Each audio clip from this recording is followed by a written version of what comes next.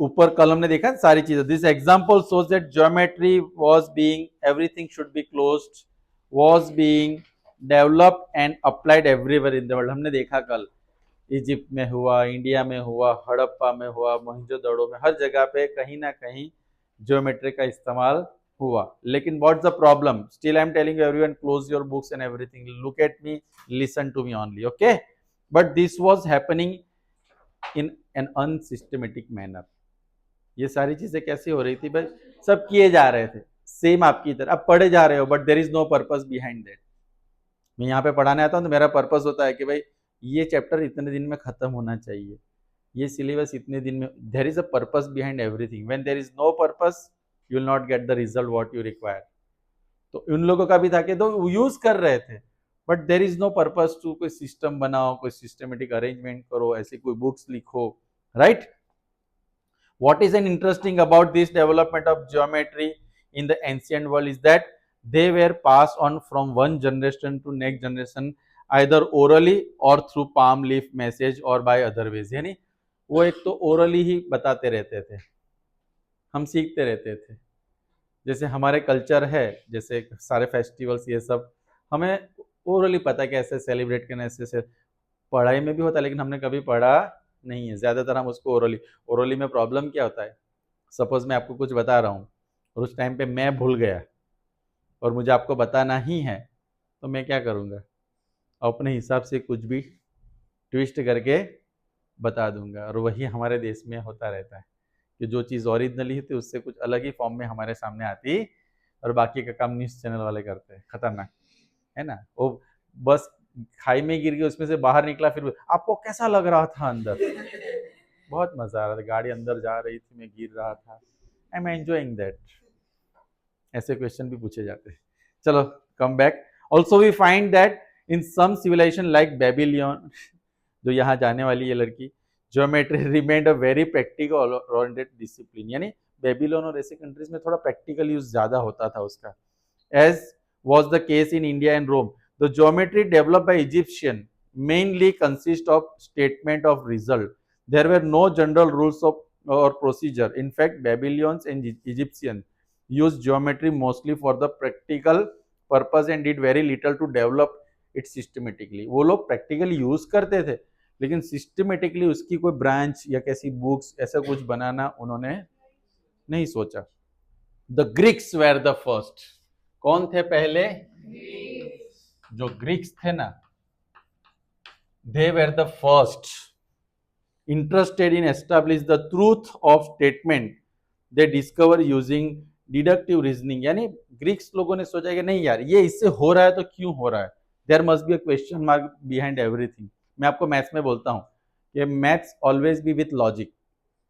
आप लोग है ना मैथमेटिकल टर्म्स सीखते हो लेकिन अपना लॉजिक जब यूज करोगे तो mathematical terms is equal to logic, that's mathematics and mathematics become magic for you, right? तो अब से लॉजिक हर क्वेश्चन में, मैंने आपको आइडेंटिटीज भी कराई, उसको आपको ध्यान से मैंने बोला था ऐसे सोचना, इसमें ऐसा आता है, लेकिन हम लोग क्या करते हैं, सर ने दिया ना वो केजीएफ की बंदूक की तरह लग जाते हैं, ये जाने दो गोलियां, ये सब इधर उधर से जहां से मिला घर जाके डाइजेस्ट से, गूगल से, यूट्यूब से लिख लेते हो।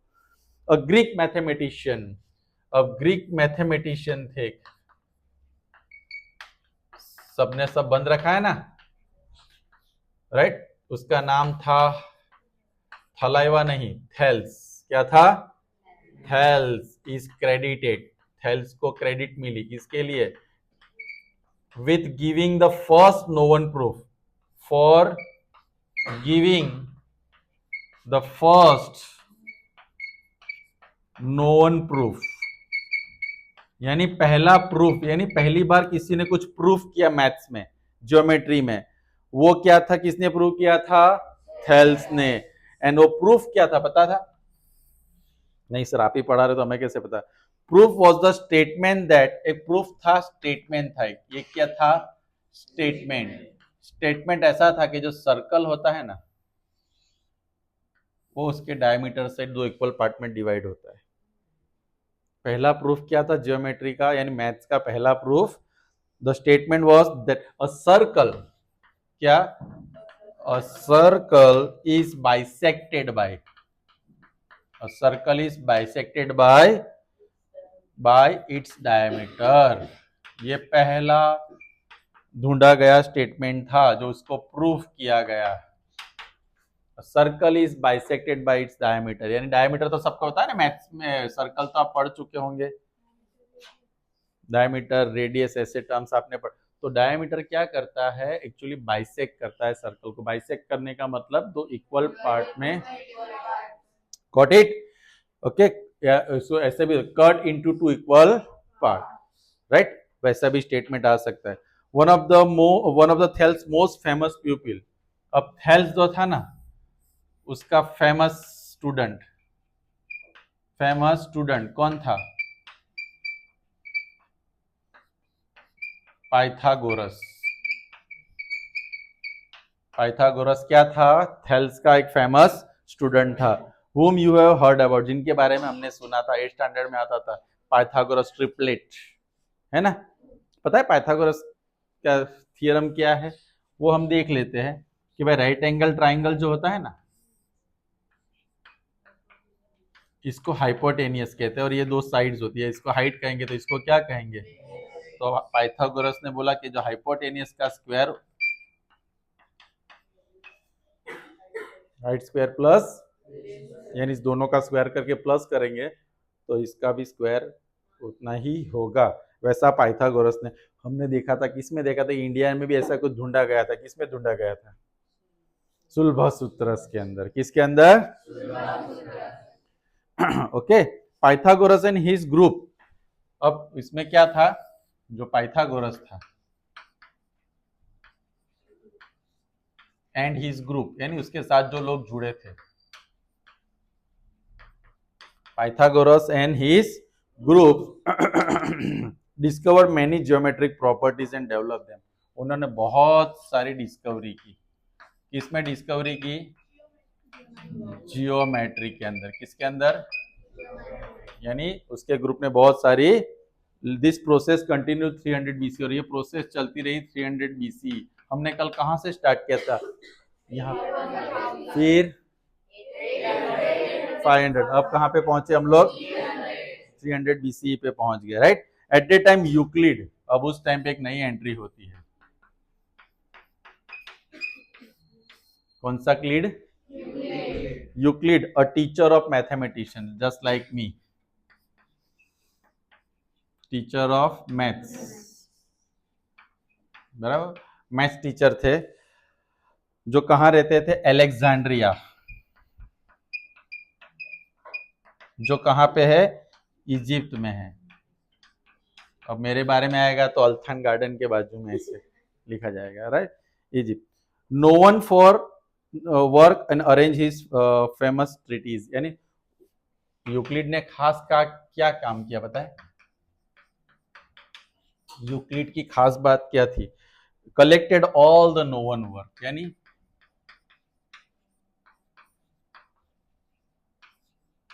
आगे जितने लोगों ने जो कुछ भी काम किया था ना ज्योमेट्री में, सबको उसने कलेक्ट किया, सबको उसने क्या किया, एंड अरेंज इट, उसको क्या किया, arrange it in his famous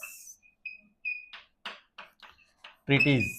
अब ट्रीटीज का मतलब होता है उसने उसको प्रॉपरली फॉर्मलाइज करके रेगुलरली प्रॉपर एक अरेंजमेंट किया, राइट। और वो जो ट्रीटीज उसने बनाई, राइट, जो बनाई उसको कहा गया एलिमेंट्स, इट्स कॉल्ड एलिमेंट्स। क्या कहा गया उसको, ये वर्ड्स आपको याद रखने होंगे, यहाँ से आपके क्वेश्चन आंसर स्टार्ट हो चुके ऑलरेडी, सब में है, एलिमेंट्स कहा गया। और एलिमेंट्स जो था ना वो 13 चैप्टर्स थे उसमें। कितने थे, कितने चैप्टर्स, और 13 चैप्टर में से ईच चैप्टर, जो हर चैप्टर था उसको कहा गया बुक। क्या कहा गया, बुक। देखो यूक्लिड कौन था, एक ऐसा टीचर ऑफ मैथ्स जो अलेक्जेंडर इजिप्ट में रहता था। उसने क्या किया, collected all the work of geometry so far done, उसको अरेंज किया in his famous treatise and it's called elements. Elements में कितने चैप्टर थे, फिर 13 चैप्टर्स में से हर एक चैप्टर को क्या नाम दिया गया, बुक। श्री यंत्र में कितने ट्राइंगल होते हैं? 9 आइसोसेलस। और उससे से सब्सिडी ट्राइंगल कितने बनेंगे? 40। याद आ रहा है? बस यही सारे क्वेश्चन आंसर इस चैप्टर में आए। इसमें बहुत सारे मैजिकल क्वेश्चन नहीं है, यही सब इंटरनल आने वाला है, इसलिए मैंने पूरा कनेक्ट करके आपको पढ़ाया हुआ। Okay okay, this book influence the whole world's understanding of geometry. यहाँ से चमत्कार स्टार्ट। अगर यूक्लिड ना होता तो आज आप शांति से बैठे होते, ये सब पढ़ना ना पड़ता। तो थैंक्स टू यूक्लिड, राइट। अब यूक्लिड के आगे क्या क्या डेफिनेशंस थे उसकी बात करते हैं। यूक्लिड्स, अब डेफिनेशंस का मतलब जो कोई चीज होती है उसकी एक पहचान होती है, एक स्टेटमेंट होता है, उसको उसका डेफिनेशन कहते हैं, राइट। जैसे a Greek mathematician of Euclid's time thought of geometry as an abstract model of the world in which they lived. The notion of point. अब उस टाइम पे सबसे पहला जो कोई वर्ड आया ज्योमेट्री का वो था पॉइंट। पॉइंट क्या होता है पता है? No length no breadth. Point actually एक अजम्पशन है। पॉइंट एक, इस पॉइंट के अंदर भी बहुत सारे पॉइंट्स हैं, पॉइंट के अंदर भी क्या है, लेकिन हम एक सिंबल के तौर पे क्या ले लिया? पॉइंट। पॉइंट में क्या होता है? No length no breadth, right. अब बहुत, और इसमें डायमेंशन कितना होगा पता है? 0 डायमेंशन, 0। अब पॉइंट्स को अगर मैं इकट्ठा करता हूं तो क्या बनेगी? और लाइन क्या होती है? Length without breadth. Length without, एक ऐसी लेंथ जिसमें क्या नहीं होती है? तो इसमें खाली लाइन होती है ना, लाइन में क्या होता है? खाली लेंथ, तो उसको 1D कहा जाता है, 1 डायमेंशन। क्या कहा जाता है?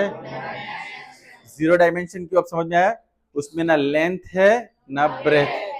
अब बहुत सारे पॉइंट्स इकट्ठा होके क्या बनेंगे? तो लाइन के अंदर क्या होती है?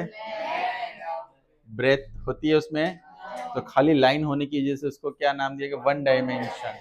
अब लाइंस को अगर मैं जोड़ता हूं तो ये जो बनता है इसको प्लेन कहते हैं, जिसमें लेंथ भी होती है और उसको हम क्या कहेंगे? 2 डायमेंशन। ये बोर्ड कैसा है? 2 डायमेंशन है, उसमें लेंथ है, ओके। अब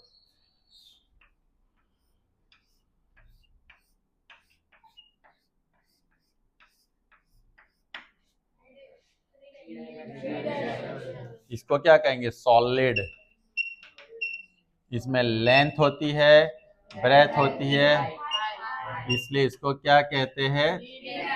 हम मूवी देखने जाते हैं 3D, बाहर हमें तीर लगते हैं बाहर, है ना, चश्मे में ऐसा। और देखो, तो पॉइंट से स्टार्ट होता है, उसके बाद लाइन यानी 1D। ये क्या है? प्लेन या सरफेस कहते हैं उसको, वो क्या होगा? 2D क्यों कहा जाएगा? समझ में आया? उसमें लेंथ होती है और इसको कहेंगे 3D। क्यों 3D कहेंगे सॉलिड को? तो मेरे हाथ में यहाँ पे मैंने, अगर मैं ये बुक यहाँ पे रख रहा हूं तो ये कौन से फॉर्म में? क्यों 3D है? देखो, समझ में आया ना? तो ये तीनों चीजों की वजह से इसको हम क्या कहेंगे? 3D। अब मूवी में समझ, 2D 3D movie, 2D movie में हीरो पर्दे से बाहर नहीं आता है और 3D में अंदर रहता नहीं है ना? तो 2D 3D एंड अभी तो 5D 7D बहुत सारे आ गए हैं। बोलो उसमें तो क्या क्या होता होगा। ओके, तो अब मैं यहां से थोड़ा पढ़ लेता हूं। हाँ, दूसरा जो सॉलिड होता है ना, सॉलिड यानी 3D फॉर्म में, राइट। सॉलिड हैज, सॉलिड में क्या क्या होता है? ध्यान से देखना। शेप, साइज एंड पोजीशन, तीनों चीजें होती है। शेप भी होता है, साइज भी होती है, and can be move from one place to. तो आप सब क्या हो? सॉलिड ही हो ना, राइट। तो सॉलिड में क्या होता है, इस तरह से शेप, साइज एंड उसमें 3D होता है, आप एक पोजीशन भी होल्ड करते हो। सरफेस में क्या, देखो पॉइंट है ना, उल्टा जाते हैं, सॉलिड है ना, उसका सरफेस सॉरी इसका जो एक साइड होता है वो क्या बनता है, प्लेन की जो बॉर्डर होती है वो क्या होती है, और लाइन का जो पार्ट होता है वो क्या, तो ज्योमेट्री बिगिन कहाँ से होती है, समझ में आया ना, point is 0D, line is